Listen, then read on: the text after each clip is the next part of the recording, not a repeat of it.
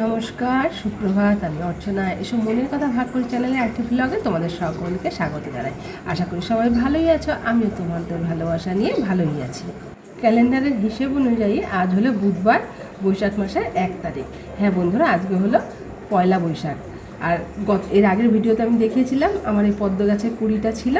এ দেখো, সেই দিনকে ছিল চৈত্র সংক্রান্তির ভিডিওটা। পরের দিন পয়লা বৈশাখ বলেছিলাম না, পরের দিন ফুটবে। এই পয়লা বৈশাখের দিন বেশ সুন্দর একটা পদ্ম ফুল ফুটেছে। বছরের প্রথম দিনই ছাদে এসে আমার এই পদ্ম ফুলটা দেখে মনটা আনন্দে ভরে গেল। তো আমার সকল বন্ধুদের এবং সকল দেশবাসীকে জানাই নববর্ষের অনেক অনেক শুভেচ্ছা। আর এই নতুন বছরটা আমার সঙ্গে সঙ্গে তোমাদেরও যেন সকলের ভালো কাটে। আর প্রত্যেক দিনই সকাল সকাল স্নান হয়েই যায় এখন যেহেতু গরমের দিন। তবে আজও সেই রকমই স্নান হয়ে গেছে। তবে আজকের স্নানটা একটা উৎসব উপলক্ষে স্নান টান সেরে চলে এসেছি ঠাকুরের জন্য ফুল তুলতে। কেন বছরের প্রথম দিনটা ঠাকুরের পুজো দিয়েই শুরু করাটা ভালো। বছরের শেষ দিনটাও পুজো দিয়েই শুরু করেছিলাম, বছরের প্রথম দিনটাও পুজো দিয়েই শুরু করব।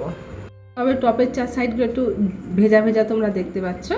ঠিকই ধরেছো, আমি সকাল সকাল উঠে আগে গাছটাতে জল দিয়ে গেছিলাম। জল দিয়ে ঘরে গিয়ে ঘর দুয়ার ঝাড় দিয়ে মুছে পরিষ্কার করে তারপরে স্নান করতে গেছিলাম। আজকে আরেকটু উপরি আনন্দ আমি পেয়ে গেলাম। এই যে নয়নতারা গাছটা দেখছো, আমি কিন্তু এই ধরনের গাছটা লাগাইনি। ওই যে সাদা নয়নতারা, হঠাৎ করে দেখছি ওই গাছটা আপনি আপনি হয়ে একটা অন্য ধরনের একটা নয়নতারা ফুল হয়েছে। আর এই গাছটা তো শীতকালে লাগিয়েছিলাম, বেশ এখনও ফুল দিয়েই যাচ্ছে, ভালোই ফুল হয় এখনও। তবে আমার ছাদে কিন্তু নয়নতারা, সাদা রঙের নয়নতারা গাছ আছে। তবে এই সাদা রঙের নয়নতারাটা দেখলাম একটু অন্যরকম। যেগুলো আগের থেকে ছিল সেগুলো পুরোই সাদা ছিল। আর এইটাতে দেখলাম সাদাটার মাঝখানে একটুখানি আবার লাল একটা বিন্দু আছে। তো চলো, আমার ফুল তোলা হয়ে গেছে। এই ফুলে আজকে আমার পুজো হয়ে যাবে।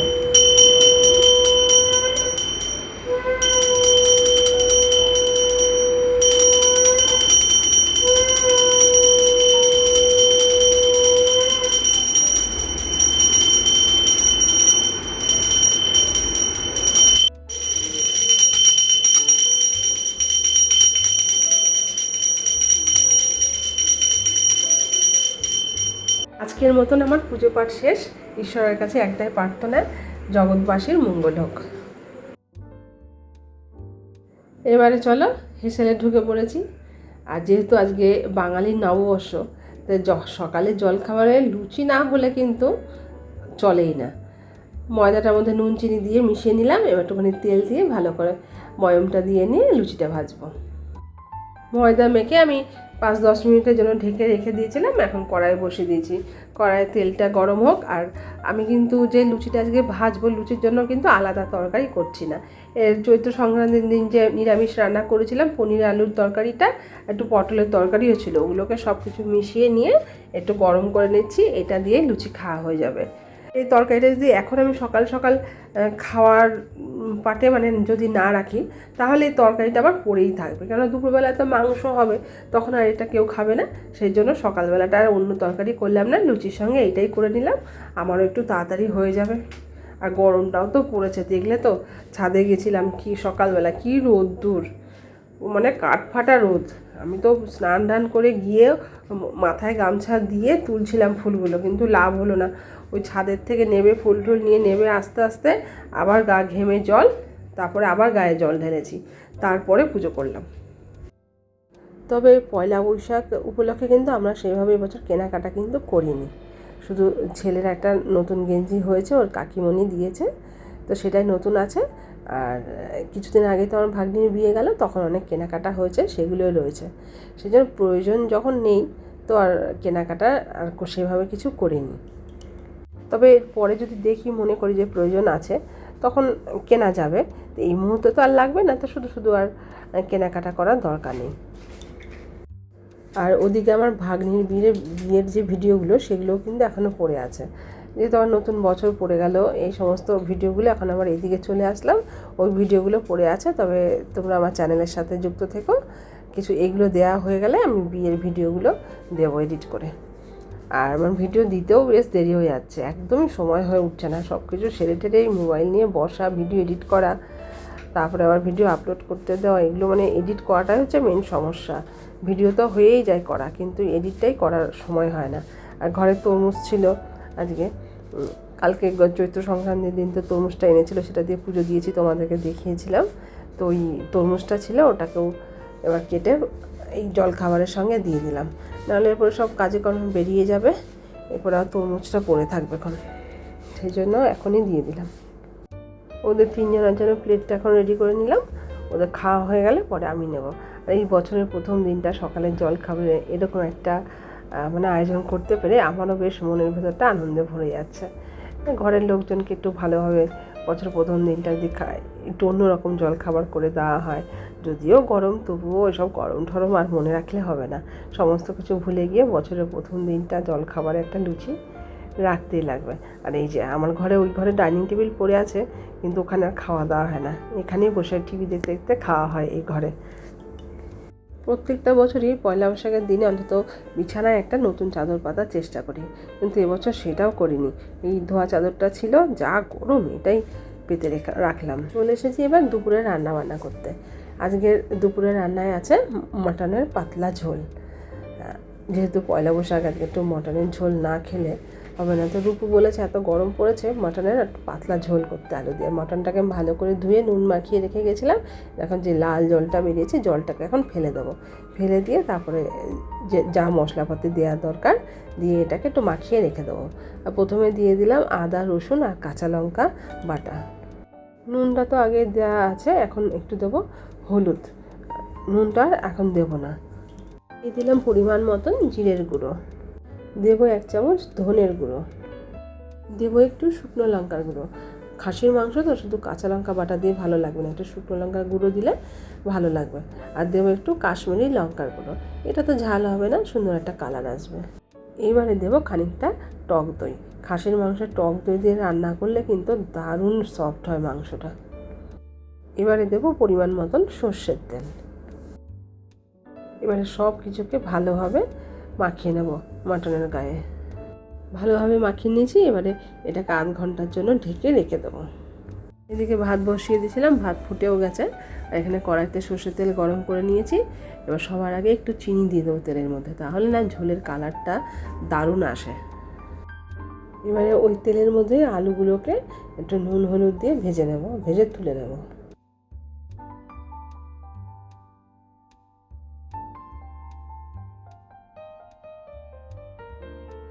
সর্ষের তেল গরম করে নিয়েছি, এবার একটু গোটা গরম মশলা, তেজপাতা ফোড়ন দেবো। মাংস, তারপরে কিছু কিছু মাছ আছে, সেই সমস্ত পনিরের এই সমস্ত তেলটা গরম করার মধ্যে গোটা গরম মশলা দিয়ে একটুখানি ঢেকে দিলে না ফোড়নের গন্ধটা বেশ তেলের সঙ্গে মিশে যায়। আর আজকে রোজ যে কড়াইটাতে রান্না করি, আজকে সেই কড়াইটা নিয়ে নিই। জিরা ফোড়নটা দিয়ে দিলাম, নিয়েছি একটুখানি বড় কড়াই।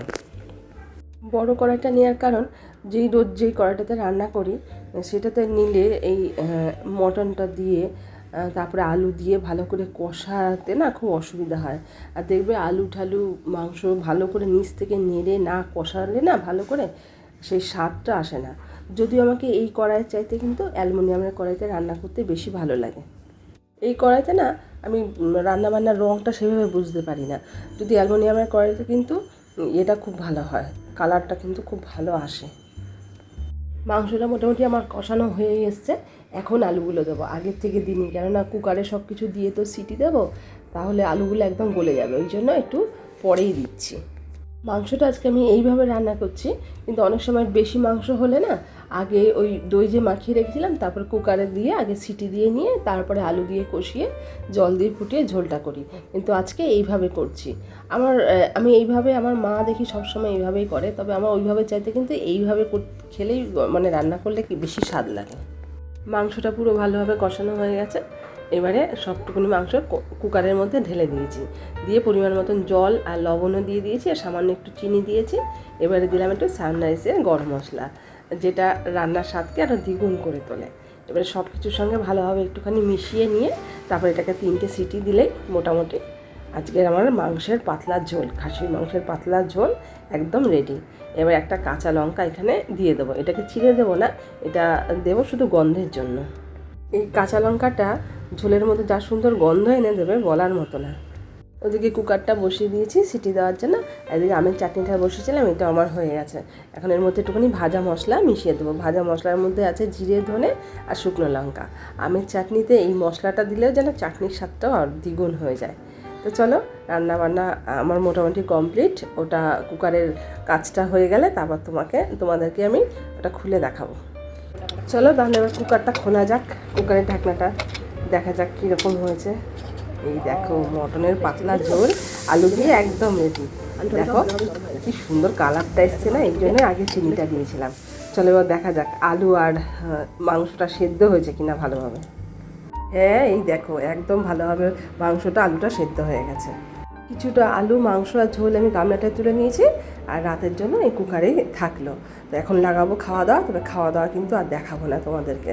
আর আজকে রান্না করেছি দেখো ভাত আর মাংসের ঝোল তো দেখিয়ে দিলাম, এখানে আছে আমের চাটনি আর শশা কেটে রেখেছি। এই গরমে আর কি লাগবে, তবে রান্না খাওয়া দাওয়া কিন্তু আর দেখাতে পারবো না, কারণ এখন যা গরম লাগছে আর সবাই রেগে যাবে এখন আমি ক্যামেরা অন করলে। সবাইকে জানাই শুভ সন্ধ্যা। দুপুরবেলায় খাওয়া দাওয়ার পর একটু রেস্ট নিয়ে সন্ধ্যাবেলায় গা ধুয়ে তারপরে সন্ধ্যা পুজো সেরে শাড়ি টাড়ি পরে রেডি হয়ে নিয়েছি। আজকে বছরের প্রথম দিন, পয়লা বৈশাখ, তোমরা সকলেই জানো একটা হালখাতার ব্যাপার থাকে। আজকে সব বিজনেসম্যানদের নতুন খাতা খোলার দিন, পুরোনোকে বিদায় দিয়ে নতুন করে আবার খাতা খুলবে। তো যাবো হালখাতা করতে, আমি আর ছেলে রেডি হয়ে নিয়েছি।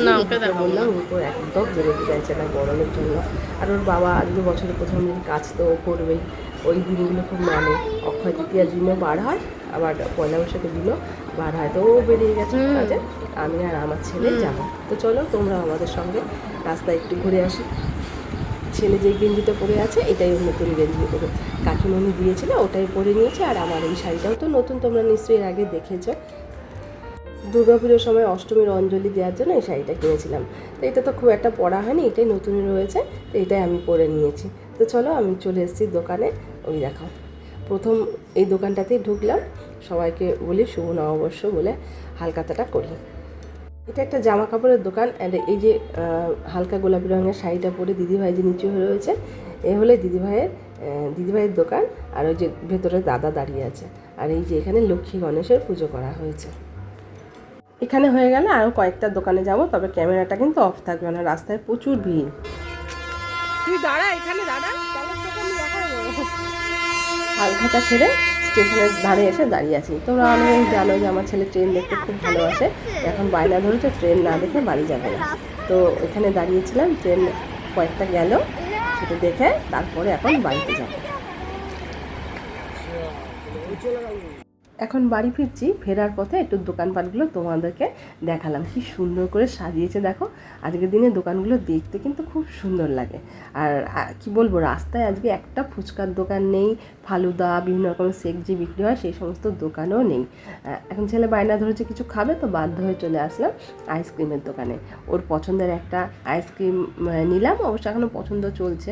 আর এই যে লাস্টে গিয়ে এই চকলেটের আইসক্রিমটাও পছন্দ করলে, আর দুটো ডাব আইসক্রিম আমার জন্য, একটা রূপোর জন্য নিয়ে নিলাম। চলে এসেছি বাড়িতে এসে এই দেখো তোমাদের সঙ্গে একটু মিষ্টির প্যাকেটগুলোও শেয়ার করে নিই। তোমাদেরকে যদিও মিষ্টি খাওয়াতে পারবো না, তবে প্যাকেটগুলো একটু দেখাই।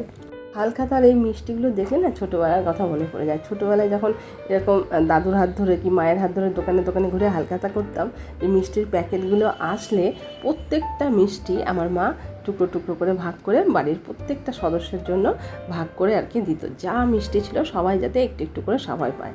আর বিশ্বাস করো বন্ধুরা, সেই যে মিষ্টির কী স্বাদ, ওই একটু একটু যে খেতাম, কিন্তু সেই যে কী স্বাদ লাগতো, মানে এখনও সেই স্বাদ ভুলি না। তাই মিষ্টির প্যাকেটগুলো দেখলে না সেই সময়কার কথাগুলো মনে পড়ে যায়। তখন হয়তো প্যাকেট কম থাকতো, মিষ্টিও কম থাকতো, কিন্তু তার মধ্যেও যে কতটা আনন্দ ছিল। আর এখন এত মিষ্টি ঘরে, কিন্তু আনন্দ নেই, খেতে ইচ্ছে করে না, কি হয়তো খাবোই চলছে। তাহলে যার যার আইসক্রিম তার হাতে দিয়ে দিই। এখানে মেয়ের, আমার আর আমার ছেলেরই আছে, তবে আমার বরেরটা আনা হয়নি, ও খাবে না বলেছে, সেজন্য ওরটা আনা হয়নি। আর আমার মেয়েকে দেখেছো, ওর এতটাই গরম লাগছে যে একটা যে ভালো কুর্তি পরবে সেটাও পরেনি, ঘরের মধ্যে নাইটিটা পরেই রয়ে গেল। আর এই মুহূর্তে যা গরম লাগছে না, তারপর আবার রাস্তা থেকে হেঁটে এসেছি। হ্যাঁ, রাস্তায় অবশ্য হাঁটতে ভালোই লাগছে, রাস্তায় বেশ ঠান্ডা ঠান্ডা হাওয়া ছিল, তবে ঘরে তো প্রচণ্ড গরম। আর হাতে পড়েছে আইসক্রিম, আর বেশিক্ষণ আর থাকা যাবে না। ঠিক সময় মতন আইসক্রিমটা হাতে পড়েছে। আর এই আমুলের এই ডাব আইসক্রিমটা না খুবই ভালো লাগে খেতে। একবার খেয়েছিলাম 2-3 বছর আগে, বেশ তখন থেকে মুখে লেগে রয়েছে। সবসময় আইসক্রিমের দোকানে গেলে এই ডাবা আইসক্রিমটা কেনার চেষ্টা করি, তবে এটা আবার সব দোকানে সবসময় পাওয়া যায় না।